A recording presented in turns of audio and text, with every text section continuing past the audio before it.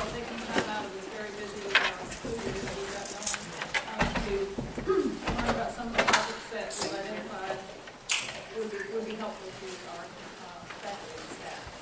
So what I've provided for you, it came in as an evaluation form. It's part of our assessment process with Higher Learning Commission accreditation, which would be most helpful for us to evaluate our performance today.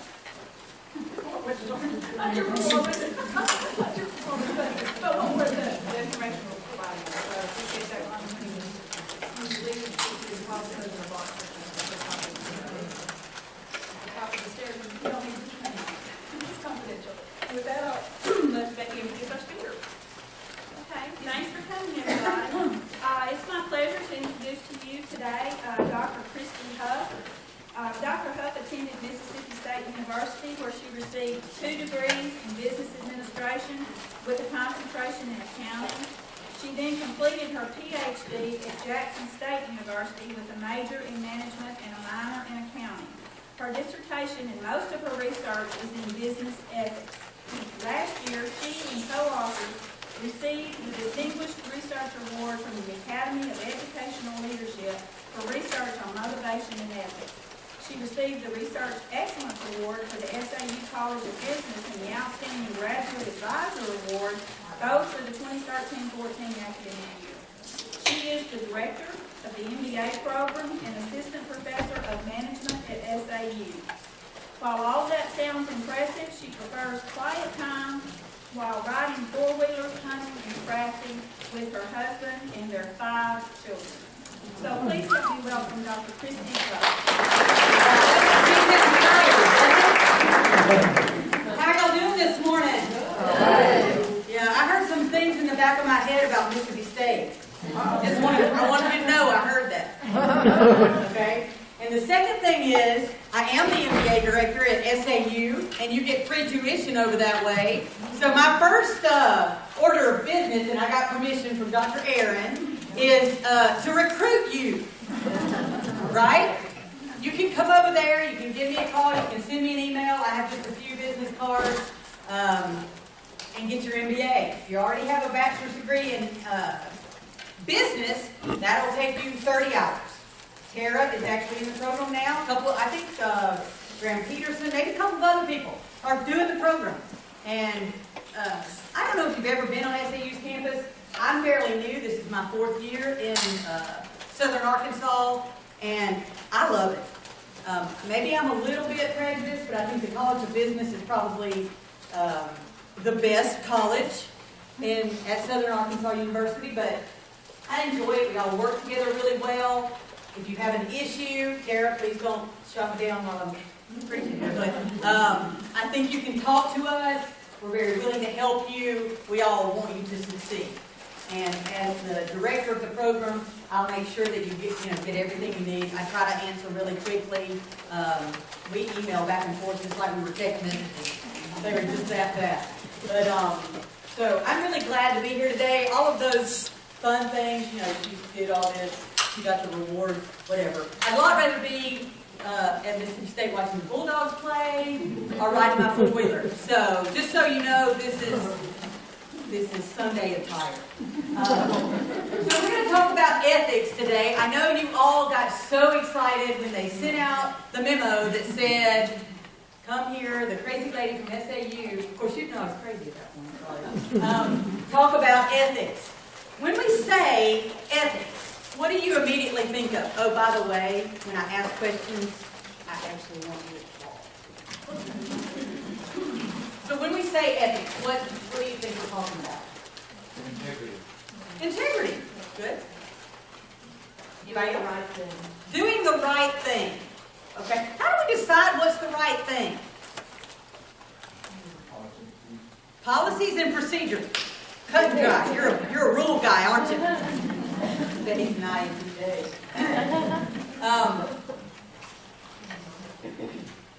Sometimes, and I'm going to talk a lot about ethical dilemmas today. I'm also going to, there was a sheet given to you when you came in, talking about how to go through the steps of ethics, decision making. But a lot of times, the right thing isn't in the rule book. sometimes those decisions are not easy. They're not good. Let me tell you about it. Is lying good or bad?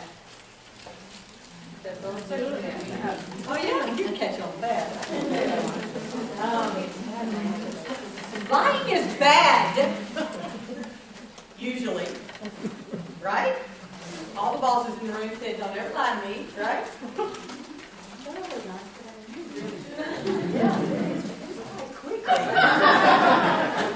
Don't look at day over 35. Of course. Liar! Is that ethical? Yes, it If is. you're a husband, you better tell me that. Right? We want our husbands to lie to us. Do I look nice today? No, that looks pretty bad on your butt, honey. Right? No, ma'am, you're beautiful. You don't have to tell me. Just kind of avoid the question. I think you're beautiful. My eyes think you're beautiful. You might be ugly as dirt. Right? So lying is so good sometimes. Just my husband. You better. Yeah, exactly. I have one more example I'm going to give you that has nothing to do with whatever job you do. I understand most of you are staff members. Any faculty in the room? Oh, that's some faculty too. Okay. There's a train coming down the tracks. And you are standing at the switch. The train's brakes are out. And there are people on the tracks, on both tracks where the train is going to take the split, that are going to die, regardless of which side you switch the train to. There are 5 people on one side of the track, and there's 1 on the other. They're tied down, they're caught in the railing, something. Which way are you going to switch the track? To the one person. Is that what you're going to do? Depends. It depends? Y'all are stupid! How? What does it depend on? Who's the one person?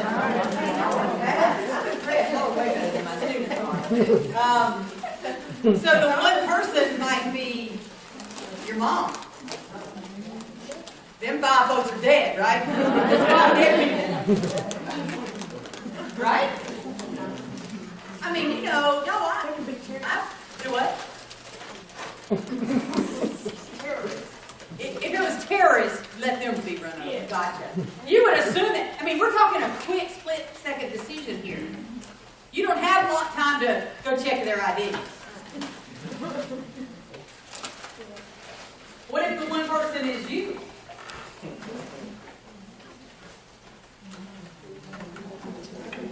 Five dead people. Just 5 dead people, right? You see what the point here is, though? In ethical dilemmas, there's not an easy choice. Now, there are things that are right and wrong, and those are in the rule book. And we don't even always choose the right thing then. But you're going to also come up against ethical dilemmas. That there's no right or wrong choice. Well, maybe there's 2 wrong choices. How do you pick? We're going to talk about some theories of ethical behavior.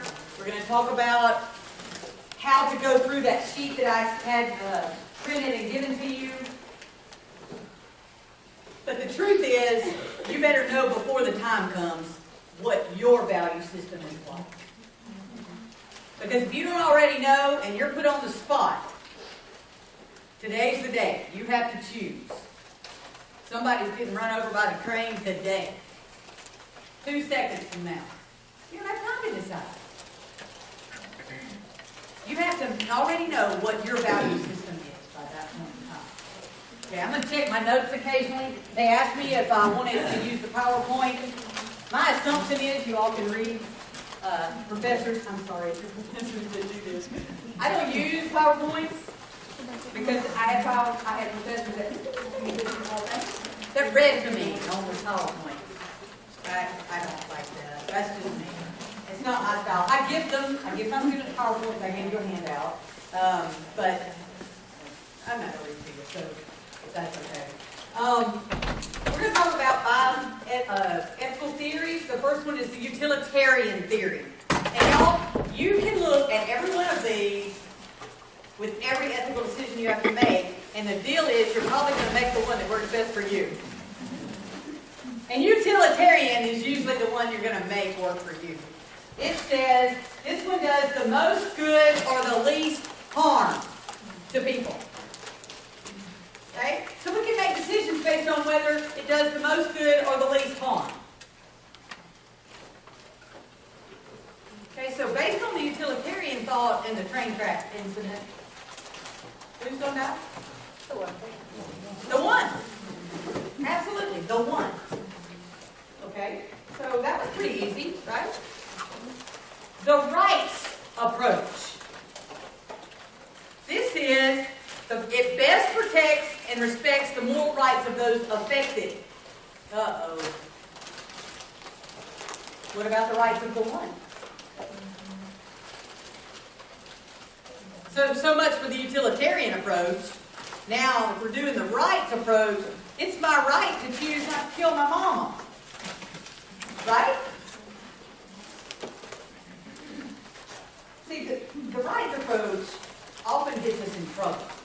Because this is where that justifying, blaming, coming up with reasons why it's okay to do something we know really shouldn't be done, is because we say it's within my right.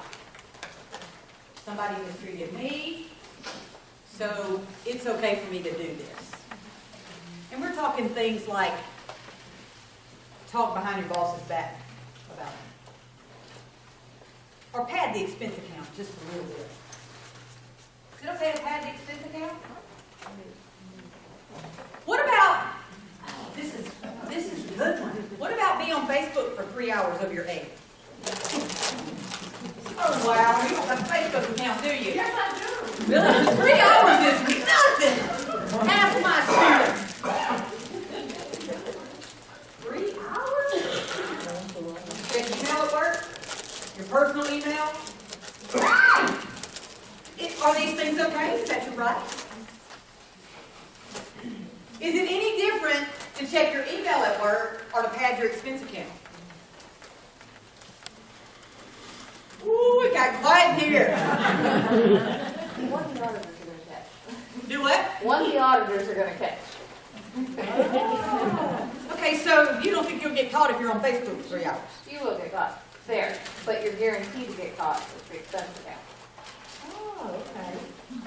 So we gotta watch the auditors. So if we're back to the just staying legal thing, right? As long as we're legal, we're good.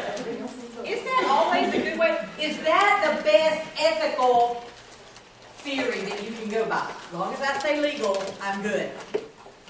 Because y'all, do you know, back to the accounting, sorry, nobody broke the law when Enron went busted? They did unethical activities. That's what they did. That, by the letter of the law, the accountants did what the letter of the law allowed them to do. But they knew that they were hiding something. People went to jail for hiding stuff. So there must be something legal somewhere, huh? But the bottom line is they thought they followed the law, the letter of the law, not the spirit of the law. So just being legal, just following the rules. I followed the rules. Why do we have to keep making more rules and more rules and more rules? Because people skirt them. Let me see how here's the line. Anybody had a 2-year-old? Anybody know any 40-year-olds? Because they ain't just like 2-year-old, 40-year-old.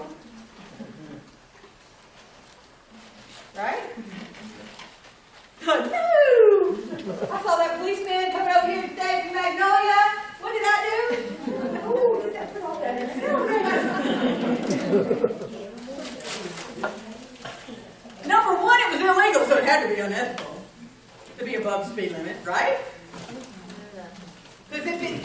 No, He had a good reason to be speeding. they can talk to you, There you go. right? Okay. Justice approach. We should treat all humans fairly, justly. The problem is, I want to be treated justly, fairly. I don't really care about you. If it works out good, if it's fair to me and it works out that it's fair to you, yay! We win! Right?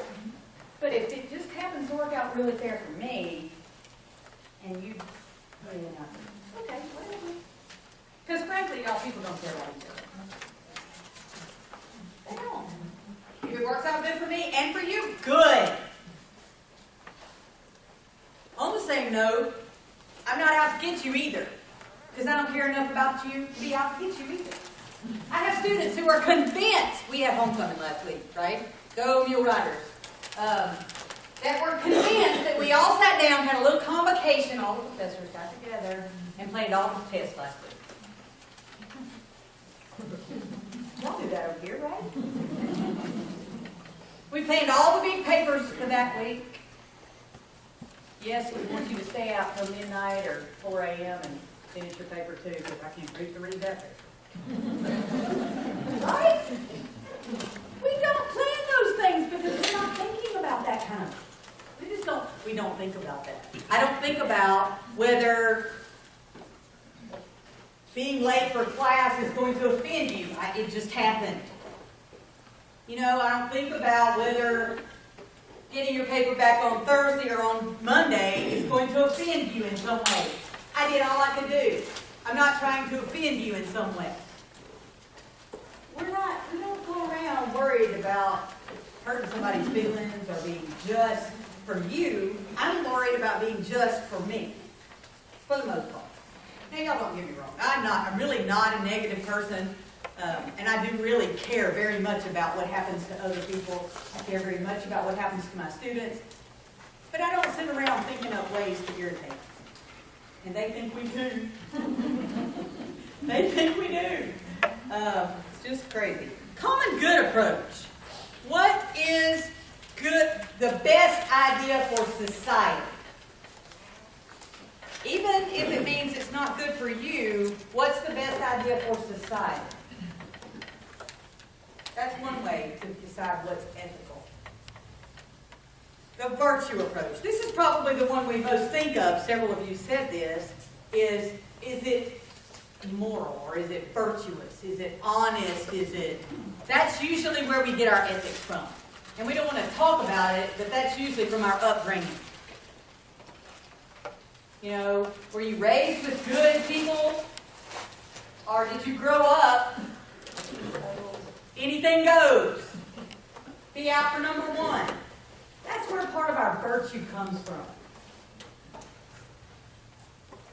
Is integrity still a good thing? What is integrity? Moral compass, that's a good example. I'm going to tell you what my mom taught me. Integrity is who you are when nobody's looking. It's not who you are in front of me. Because you're going to be a good person in front of me. My students come in my office. Oh, I have a box of Kleenex sitting on my desk. Can you imagine what that's there for? Because I'm a man to cry. Because you're going to come in there and tell me, I didn't plagiarize, Dr. Hough. Wait a minute. I just ran this through 2 plagiarism checkers. And I read your paper. And I also read what you wrote on my test. And you can't write like that.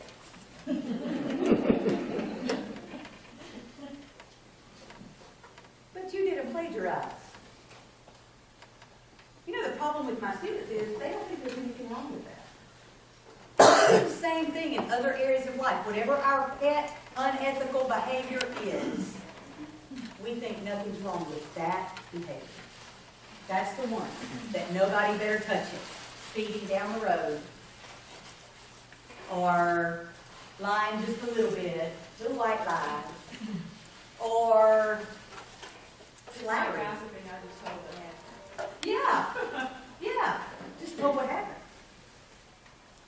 Or flattery even. Flattery to somebody you really can't stand. You've been talking bad about their behind their back all day long. But they walk in the door and you're like, oh, how are you today? You having a good day today, Ann? Oh, man, I'm so glad. So nice to meet you. Baloney. Couldn't care less about meeting you. Right? Okay, I really don't mean that to say that. I don't mean that at all. But that's how we act. We're all nice to people's face. I would never lie to you. I would never plagiarize my paper, Dr. Hough. Never. Are you kidding me? I'm a good person. Yeah, your paper tells me otherwise. Your pad expense account tells me otherwise. You're using up 4 hours out of every day on personal something, telephone, on the phone calls, on the emails, on the Facebook. You may not be doing 3 hours on Facebook, but between Facebook, email, and personal phone calls, I guarantee you people use up half their day. What is that? It's theft. That's exactly what it is. It's theft. And some of y'all, every time I mention that, y'all get really quiet. Maybe you should check up on this. Is it legal for your employer to look at your internet activity? What's going to happen if they start doing that? Don't shout. Don't shout the answers. Some of y'all just went, I'm going to be looking for a job. on company time.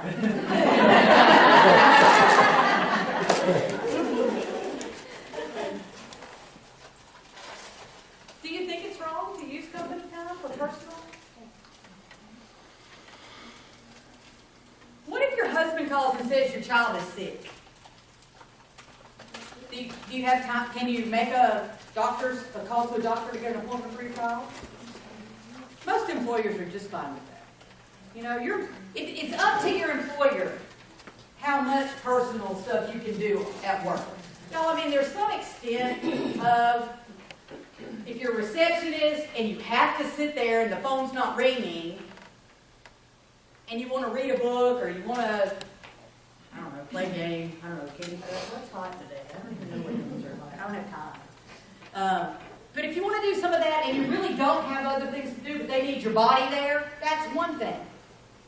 But if you have work that needs to be being done, and after a while I come back and I ask you, where is that Excel spreadsheet I asked you to do? And you're like, oh, I don't know. I don't get right on that.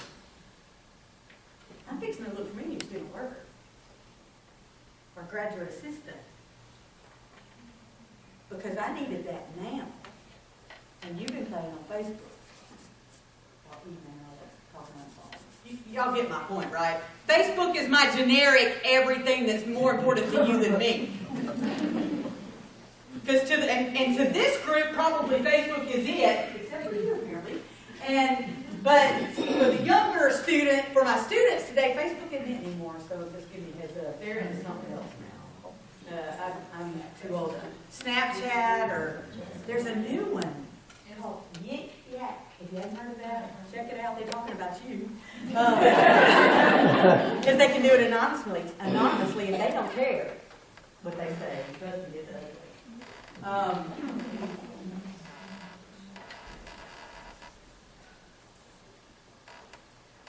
So what do we do? How do we make an ethical decision? How do you make an ethical decision? Do you already have a compass, a moral compass inside of you that says, I won't do this? How close to that line do you get? The problem sometimes is not what your moral compass is but what the manager of the department's moral compass is. Because you want to keep your job. Y'all don't shout me down. All the bosses in the back just went, but it's true. The culture, the environment of any organization affects greatly the ethical behavior of the people in that department. Just wrote a paper with Dr. King Green, who's written 50 or 60 papers. Yeah, he's like a research guru, and I'm like nothing. But we did a study on ethical behavior and personal, and the performance aspect of a company. We researched whether an ethical environment affects job performance, affects trust, and affects organizational performance. What do you think? If I believe, and that's another thing, it's my perception. It's not whether it's true or not. Okay? Because sometimes, some people think that I work in a really, okay, let me put it this way. I've been at SAU for 4 years. This is my 4th year. My first year here, I thought SAU was the most ethical place in the world. Everybody was wonderful. They were perfect. They never did anything wrong. I loved my job. I still love my job. Yeah, I found out they're not quite as perfect as I thought they were. You know, you get back and forth between colleges and different stuff like that. But it's my perception of whether I work for an ethical company or not is what's important. So management, administration, the boss, whoever that person is, needs to know if you feel like you work in an ethical environment. And they need to cultivate that. And I got news for you. That's what they're doing today. They make me stand up here, wave my arms, and make you laugh, and hopefully encourage you that they're trying to do something about ethics. Okay? Hopefully this will succeed at some point in some small way. Because your perception is extremely important. Do you think that your boss is ethical? Because if you think your boss is padding their expense account, what you gonna do? Because that affects your integrity. I mean, that shows me your integrity. Just saying. Because even if your boss is doing it, maybe you shouldn't. No, definitely you shouldn't. Because if the boss gets fired, then you're right behind them. Okay? But it's not that way. In the real world, if the boss is not a person of integrity, and that's the norm, then we think that's the norm, and we should do it too. You have to have more integrity than the boss does. That's tough. And generally doesn't happen very much. What if you're the boss, though? What if you're the director, the dean, the chair, whoever is in your personal department? You have to show over and above integrity. You have to. Because you cannot expect something out of the people that work with you that you're not willing to do yourself. I think that's always easier as long as people have the same perspective as to what the ethical, And how do we make sure that happens? I have an answer. What did you say after? How do you think that happens? How do we make sure that everybody understands what's expected? Communication, talking. Just like we're doing today. Is it okay to pad the expense account? No, it's not.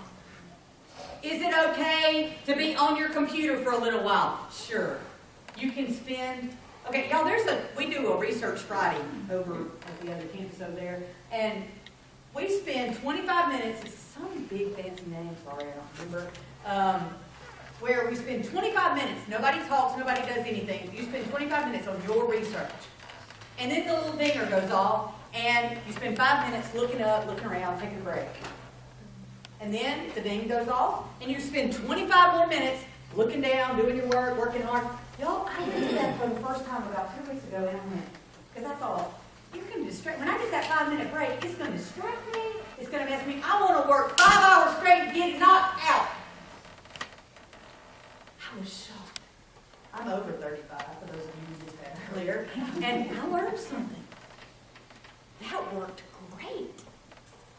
So maybe telling your employees to take a 10-minute break every hour, they'll actually be more productive. But communicate that. This is okay and this is not okay. If you're very communicative about what's expected, and if it changes, communicate that too. Funny story, my boss, who's the dean, we went out to lunch. We do that a lot. Like I said, we're a great group of people. We went out to lunch one day, and there's this little dress shop. We were on the square in Magnolia. Some of y'all are probably familiar with that. There's this great little dress shop next door to the place we were eating. We went in there, and they had these Palooza pants. This was before they were popular, though, and the boss said, y'all ain't wearing pajamas to work. She communicated just fine. That was last year. This is this year. Pajama pants are just fine this year. Isn't that funny? See, the rules change sometimes. Because Palooza pants, pajama pants, are popular and they're cool and they're the hot thing to do. But she communicated that to us, y'all. You know, those are actually really cute.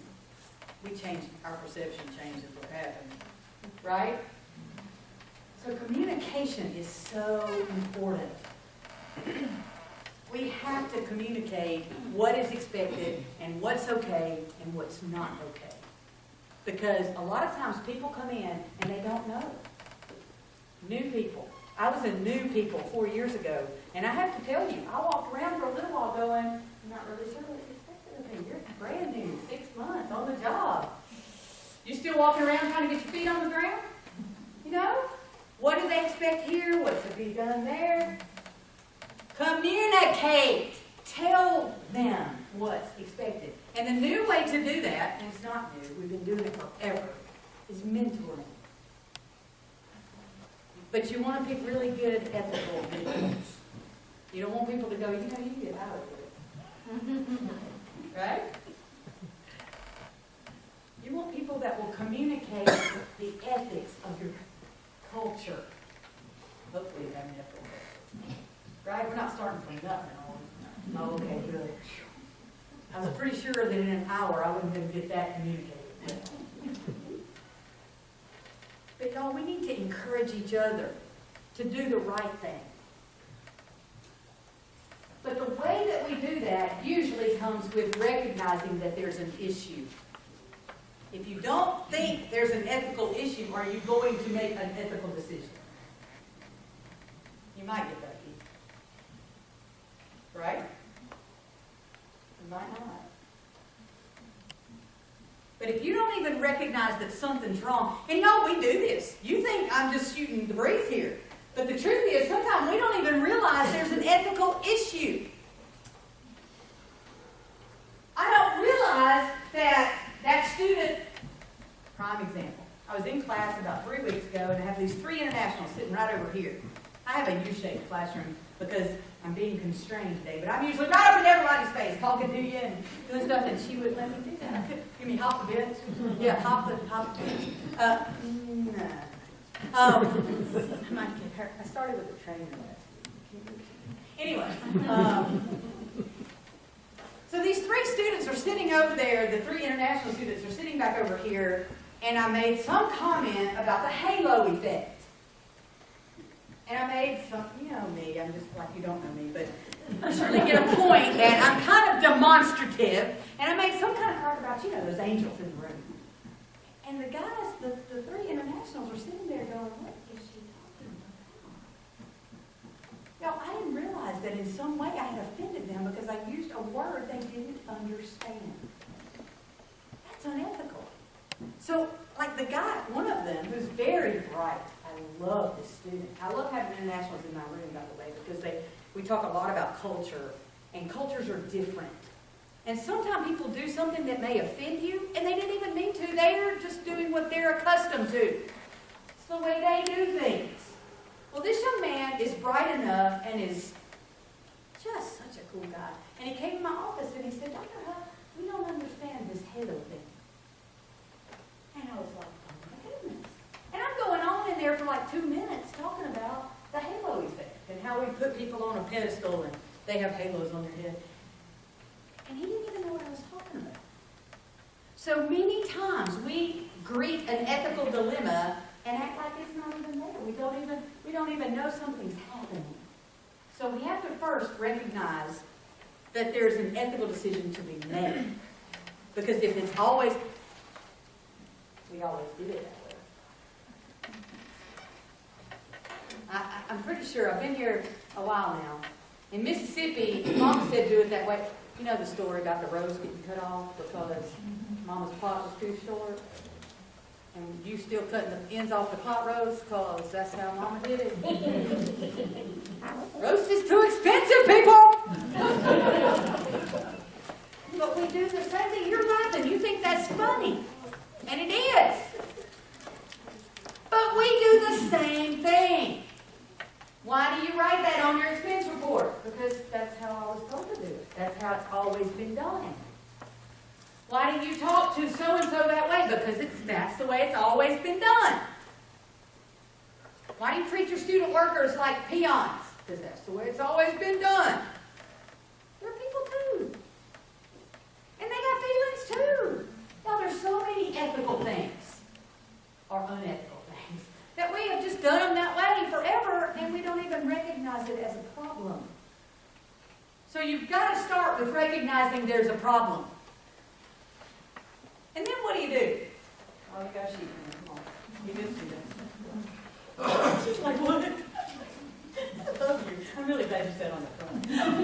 She's going, I won't do that again. What do you do? Collect all the information. I see what I didn't hear you right. Is it collect? Is that the word? Collect all the information. Okay. Can you ever get all the information about any topic? Okay, so that's just kind of sort of collect all you can get information. Because if you wait forever, who was my INTJ with it? No, it's you, my little INTJ, who has to have all the information, know all the rules, get all the stuff together, right? I'm married to you, that's why I know it. Like, not you, but yeah. Like, we don't make a decision until he has all the information. Some of you are nodding your head. You're married to him, too. And me, I'm thinking it's ready, it's pretty, let's go. I want a new car. What do you want? Let's check out the fuel mileage. Let's check out the blah, blah, blah. Who's got the best deal? Blah. No, it's red. That's it. That's the one. All the men in the room are going, for real. No? Oh, some of the women in the room are going, really? Okay, for real, that's not what I did. But almost that bad. But I knew David would look it up, too. I mean, I knew there wasn't any worry about me saying it's red. I knew he would take care of that. My point is, you can't get all the information. That same little red car that he thought would be the best car ever, ever, ever, had the check engine light come on yesterday, and I called him up and went, something's wrong with my car. And he's like, that's not my fault, I didn't get that information. So you can't ever get all the information, but too many times, you're like me, and you see it's red and you take off. And other times you sit and wait and wait and wait because you want every little bit. So you got to go somewhere in the middle of it all. It's got to be, I mean, David needs me, bless his heart. Not from the south side, bless his heart. So he needs me to say, okay, you got 1 month to make this decision, or you got 1 week, or you know, get with it, do your research. Because at some point, you've got, in fact, some of you, if you're business people, you understand sunk costs. At some point, you got to just make a decision and go. All right? So ethics is the same thing. You can only get so much of the information that's in question. But if a student's plagiarized in my class, and now he's plagiarizing in a different class, and somebody else comes to me and goes, I need to do an academic integrity sheet on so-and-so. Yeah, that student's probably needing that academic. I mean, like, really? You know, you don't do a lot of questioning. turn it in. That wasn't a mistake. He's been caught twice before.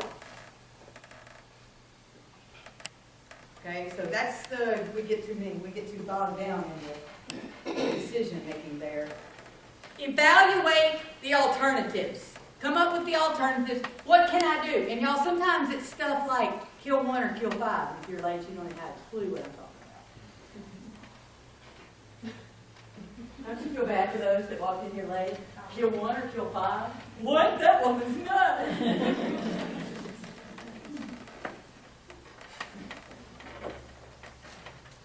Sometimes those are the only 2 alternatives you have. Sometimes there's lots of alternatives. Buying a car, we could stick in me and different cars.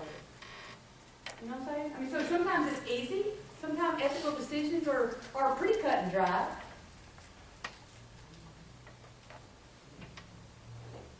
Sometimes they're not so easy. Sometimes they're hard. Sometimes it depends on who the person is. Sometimes it depends on, I got cold today. I don't feel good. Like the photo look at it. Oh, that's not ethical. There should be an ethical guideline. But often we make the decision based on how I feel today. That's not ethical. Let me clear that up for you. And even who it is not ethical. Is it right or is it wrong? I had another professor come in my office. Can y'all tell I'm kind of like the ethics person down there? I had this other person another professor came in my office the other day and he said, call this student cheating. Of course, my radar goes up, like, okay, why are you in here? Here's the paperwork, let me give it to you. And he said, but he's international, and this is his second offense. Wait a minute, why are we talking about this? International Americans that get caught on their second offense get put on a 1-semester probation. Suspension, I don't know. They get a semester off for free to think about the error of their ways, and then they can come back and try again. Internationals don't get that. And that's why he was in my office going, do we send this kid home? He fell to his knees and he begged me, please. Okay. He turned him in. Because to me, that's cut and dry. He did plead his case. I will give him that. He gave the provost a letter that said, other than this offense, he's been very good in my class. You know, he pled his case, and they may or may not send him home. But the truth is, the right thing to do was to turn him in and let somebody else make that decision. It's not up to you. You caught him doing that. Turn him in. Because here's the problem. Every student's going to tell you it's the first time he's got caught. No, I've never done this before. Let's check and see how cloudy it is outside. But if you don't turn them in, and then they tell the next teacher that, and they don't turn them in, they're going to get right on out of school over yonder, get their little bachelor's degrees, and they're going to go, I'm from SAU, let me cheat on my taxes. Let me play on Facebook all day. Whatever the unethical behavior is that follows them outside of plagiarism. They're going to keep going if they don't learn a lesson now. Okay? That was almost preaching. You evaluate all those alternatives you come up with, and then you pick one. And how do you pick one? This is some of those theories we talked about first. You think about all the stakeholders. Who's involved here? Who am I going to hurt? Who am I going to help? Because sometimes the unethical things we do are to help somebody. Give a leg up to somebody that... Because if you're giving one person favoritism, is that just as unethical as harming a different one? Both of those were unethical.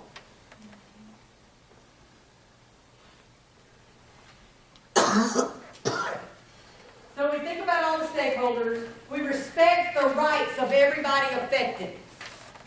That rights theory. It's your right to make a decision for yourself. Do I have the right to tell you? I have students ask me all the time, is it okay if I miss your class tomorrow? You're right. You have the right to do that. I have the right to drop you too. It's my fourth one, but is it okay? You have the right. You're an adult. I can't tell you if you can skip class or not. I try. Because I act like a mama, because I am. But they really have the right to make that choice for themselves. They also have you have the responsibility to help them suffer the consequences of picking that right. And that's not always easy. Okay? Letting all people make their own choices. Golden rule. I'm gonna look at my time. Treat other people like they want to be treated. When you're evaluating those alternatives, why is it that we often forget that somebody else might not, that I would want to be treated that way? Okay, if I've got to do it, and I ask you if I look beautiful today, and you don't tell me I got to do it in my pants, I'm going to be mad at you. I got your number. Really, you going to let me go over to South Ark with a rip in my pants? I don't want to offend her and pull her pants with her. Offend me, please! Right? I mean, don't you treat me the way you want to be treated. I want to know if my hair is out of place. I want to know. Y'all get my point here? Treat people the way you want to be treated. If you don't want somebody invading your space, the biggest question in my office every day is, are you busy?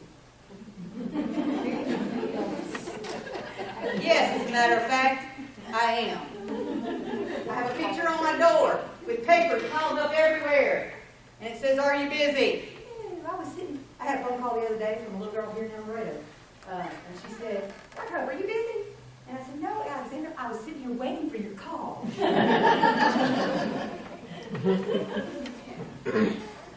Really? Okay, and then she proceeds to talk for 10 minutes. That's not the way I want to be treated. So if I call somebody, I'm not going to waste their time saying, are you busy? I know you are. Okay, either that or you're on Facebook. One or the other. But you should be busy. So why would I waste your time? Ask me what you need. I'm going to help you if I can. Better yet, send me an email and I'll get to it when I have opportunity. You know? But I don't mind. My door's open. Students have free reign in my office. It's fine. But take care of your business.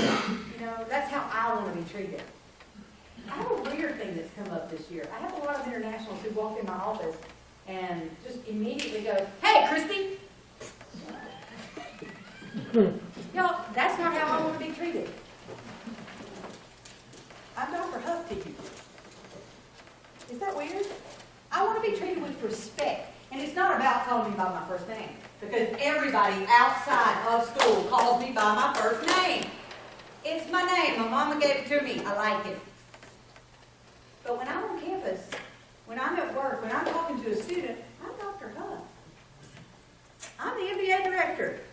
And it's not because I'm haughty, because I don't care about that stuff too much. I'd rather go play in the mud.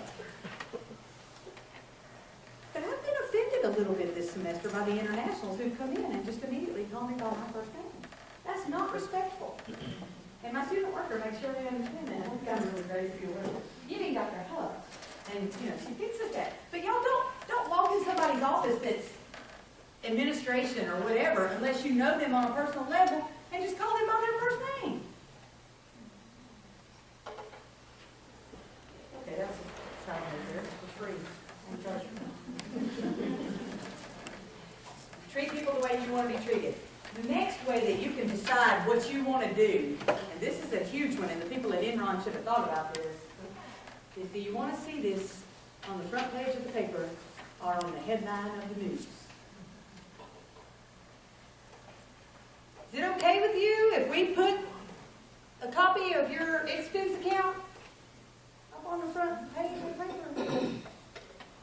Or if we tell everybody that you cussed out that student? Is that okay? And if you're okay with that, go for it. You might make it from right? Every organization has issues, and we had to do a workshop this week. We do stuff like that all the time, on sexual harassment. Do you want that to make the front page of the paper? Do you want to say something inappropriate to somebody you work with, or a student, or a coworker, whatever, and have that make the front page of the paper? Y'all, that to me, that's pretty easy. That's a pretty easy, no, I don't want that on the front page of the paper. So, therefore, the best way to keep that from happening is, don't do it. Right? So anything that you're faced with, if it's okay with you if it makes the front page of the paper, you go ahead and do it. Okay?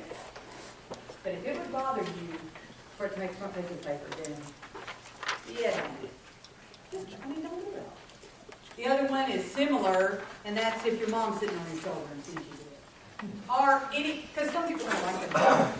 Anybody that's important to you. Somebody that matters to you. Your preacher, your priest, your mama, your uncle, whoever, if that person sees you doing it, then you know if it's ethical or something of integrity or not. Do I care if my boss sees me do it? Do I care if my mom? What about my kids? You got children? Y'all, that's the biggest.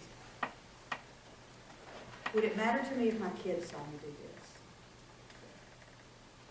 Because, I love my mother. Please don't misunderstand me. I love her greatly. Talk to her on the phone all the time. But it's okay if Mom doesn't agree with everything I do. Because sometimes Mom just doesn't agree with me. My son is 30 years old. And he picked the phone up the other night and he said, Mom, I want to do this and I want to know what you think about it. Y'all, that matters to me. You know why he asked? Because I've spent the last 30 years trying to teach him the right stuff. It matters to me what my kids think about what I do. And if I'm sitting at my desk and I'm looking at something on the internet I shouldn't be, and my kid walked in the room, I'd die. Because I've taught him all my life that this is who I am. And I'd rather die than have him walk in and see me doing something that's not who I said I was. What if my son sees me do it? That's the thing that I ask. You pick whoever's that important to you. Hopefully there's somebody that important to you. What if this person, fill in the blank, saw me do this? Cheat on my taxes, play Facebook all day long. I'm trying to teach my kids to be responsible workers. But I'm playing on Facebook, answering my emails, talking on the phone, blah, blah, blah. Y'all get the whole line thing. I'm doing that all day long. What am I teaching my child? Y'all, you know what? They know you better than anybody. Anybody. And they're really quick to tell you, you say this, but you do this. You can come tell me after this lecture, you're a crappy lecturer. I don't ever want to be in your class again. Make sure I don't get any. I'll never go in the MBA. Because I might have to sit in her classroom. Ugh. Okay, fine. Whatever. I hate that. I'd like for all of you to come be in the MBA. But you could tell me that, and I'm okay with that. But if my son comes to me and says, oh, you really suck, I'm going to try to fix that. I'm going to try to be a better lecturer. I'm going to try to be something different. Because even at way over 35, I can learn stuff. And I can do better.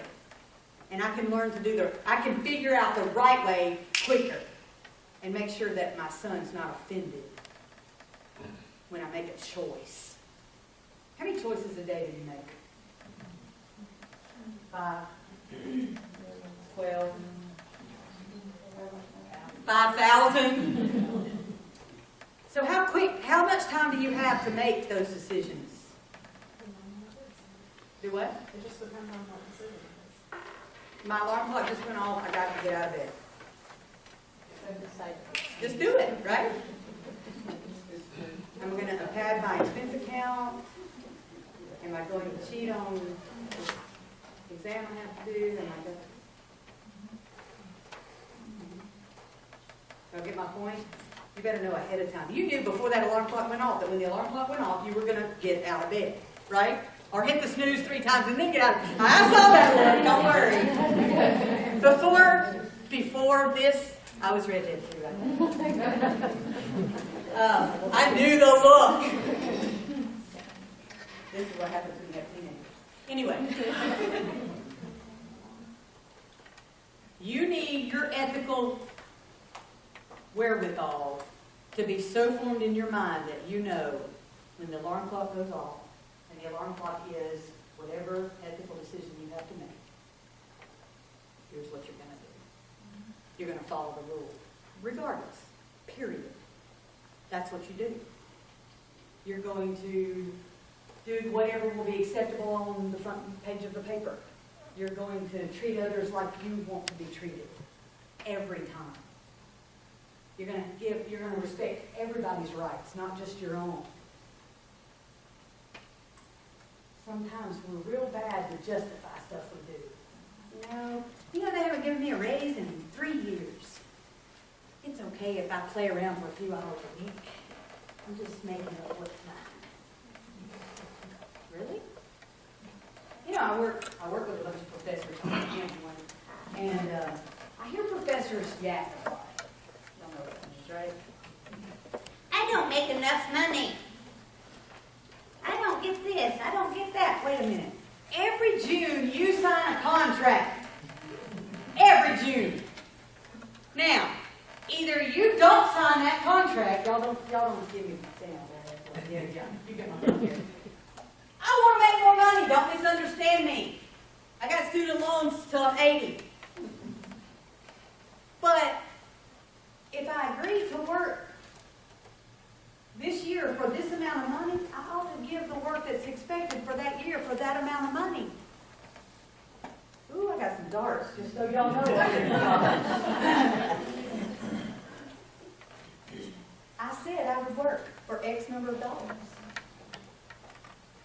And it even told me what was expected of me. They added on to my line last year. MBA director. Oh, it doesn't take much time. Don't worry about it, but you're the director. It'll be all right. I'm still a 9-month employee. Guess how many months out of the year I work? 13. But you know what? I'm going to be the best MBA director I can possibly be as long as my name's on that line. If I sign my name on that contract, I'm going to do what I said I would do. Because people notice. Why do you think people come walking in my door all the time? Here's an ethical question. I got an ethical question. Because from the time I got here, they've only seen, let's do the right thing. Do I always do the right thing? Heck no. I wish I could tell you I do. Lots of times I look back and go, man, I wish I'd done that different. But you know what? I got up this morning and I said, okay, today. I'm going to do the best I can today. Just because you haven't done the best every day doesn't mean you can't start again today. Make the ethical decisions. So what if you always been on Facebook 4 hours a day during the work day? Start the day, giving your employer what they, and y'all, I'm not getting paid by South Ark, just so y'all know that, they ain't paying me. Well, that wasn't a very good professor word, was it? From Mississippi.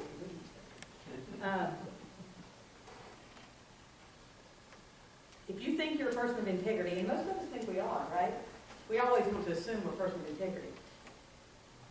Maybe, just maybe, I made you think about something that you're not as integrous in, have as high integrity as you think you do.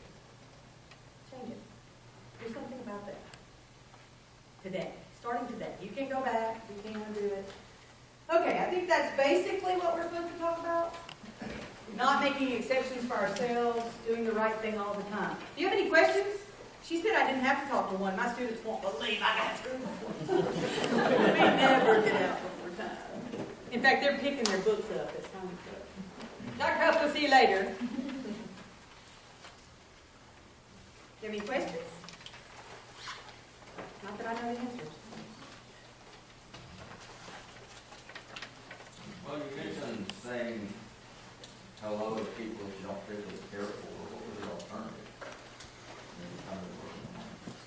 What You do can say hello, or you can suck up and be super duper. Oh, I love you so much. You don't care about it. You see you see the difference? I'm talking about flattery. Or brown nosing even. I need to point out, I don't know anybody like that here. Okay, good, yeah. He's trying to stay out of trouble. I think you should be, my personal answer to that is, I'm going to be kind to you whether I like you or not. But I'm not going to actually stand there and tell you how the weather is and what I'm doing this weekend. If, if I'm not interested in being nice to you. Like, I don't feel that way about anybody that I work with, so let me clear that up. But People need for you to be nice to them, though. we still should be nice, absolutely. And I'm saying be pleasant, but you don't have, it was really about pleasant.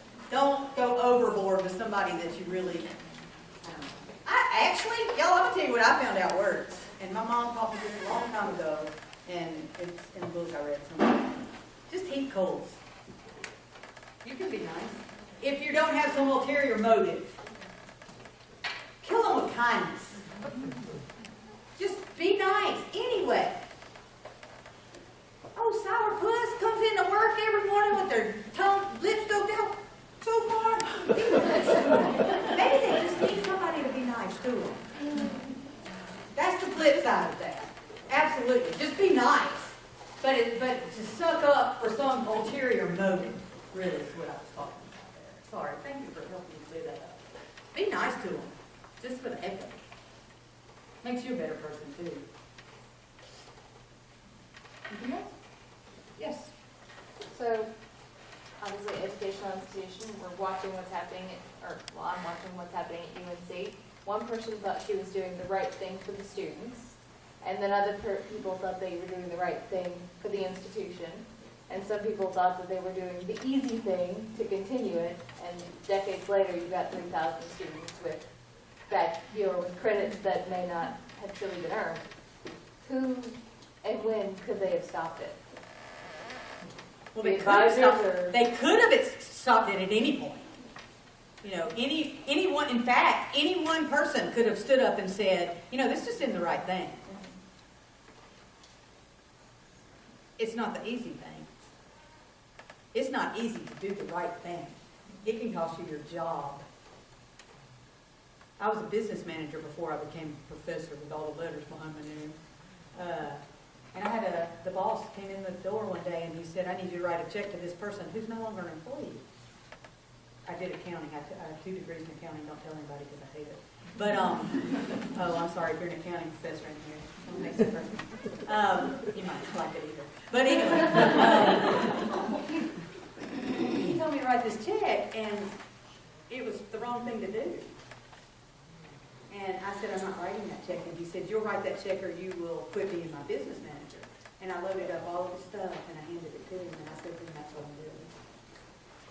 I was a student. I was actually in college trying to work my way through and had a 20-year-old and a 15-year-old trying to do that on my own. It wasn't an easy thing.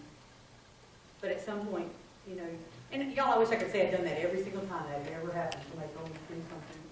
It's not true. But that time I did the right thing, so that's why I use that for right? So anytime, at some point, somebody, any one person could have stood up and said, this is not the way it should be done.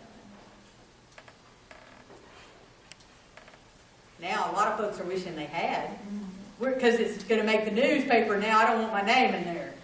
And that's why you choose today if this makes the newspaper down the road. Am I okay with that?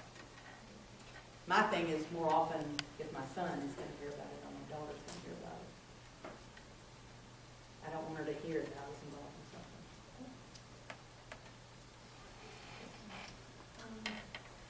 Something that kind of occurred to me, you're talking about your job, you were at somebody, NBA director.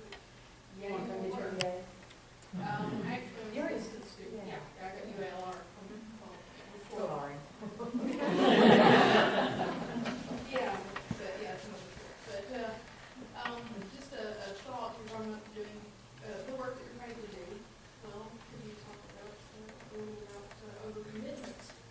Absolutely. That you've picked up extra things you requested in conditions. Right, absolutely. I can renegotiate my contract next year.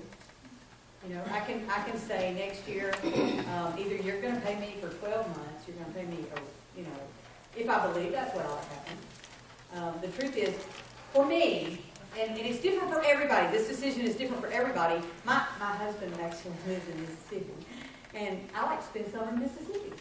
So I want a 9-month contract, and I want to be an NBA director from Mississippi during the summer.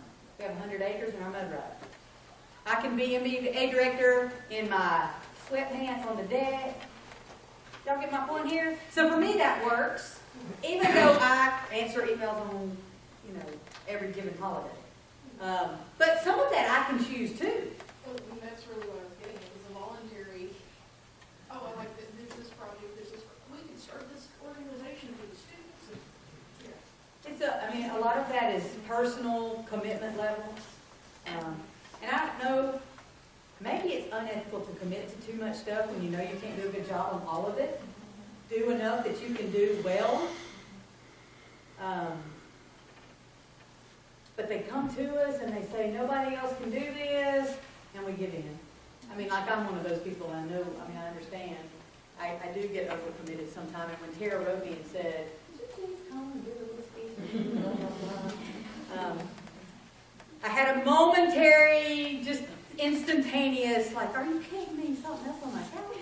But my calendar's empty that day, and so, and well, I think it worked out okay. But I love doing this. I don't know about you, but like, I love talking about ethics. It's just fun. And I love people looking at me like a calf in New Gate going, you gotta be kidding me. So maybe I'm a glutton for punishment. And besides, it got me out of my office for the day. Hey. It's just a different commitment. SAU have a written code of ethics for faculty and employees. We do. It's in the faculty handbook. College of Business actually has a code of ethics. We have academic integrity lines in all of our syllabi.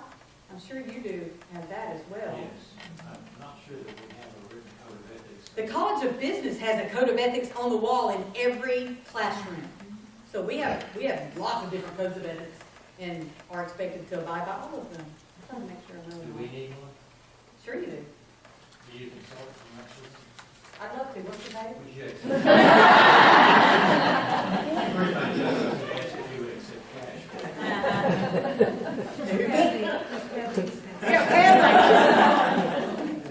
I was just gonna say, would it be ethical for us to borrow your code of ethics? Actually, I have an answer for that. Y'all, we all borrow from each other's codes. You can't sit down and come up with a brand new code of ethics. Now, if you use, okay, this is the teacher in me coming out. Y'all ready? If you use somebody else's stuff, make sure you cite them. I mean, if you take it word for word, but you can reword stuff and put it in your own words and come up with some nice flowery, be nice, be people and things. But read lots of other people's. Why reinvent the wheel? I'm all for that. I'm working on the MBA handbook right now, and I'm not about to reinvent the wheel. I don't have time. So I'm reading lots of people's stuff, and I'm paraphrasing.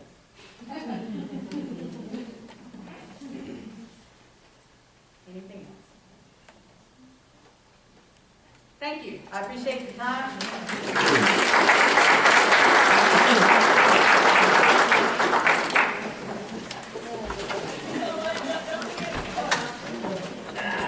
Your evaluation form? Don't get me out.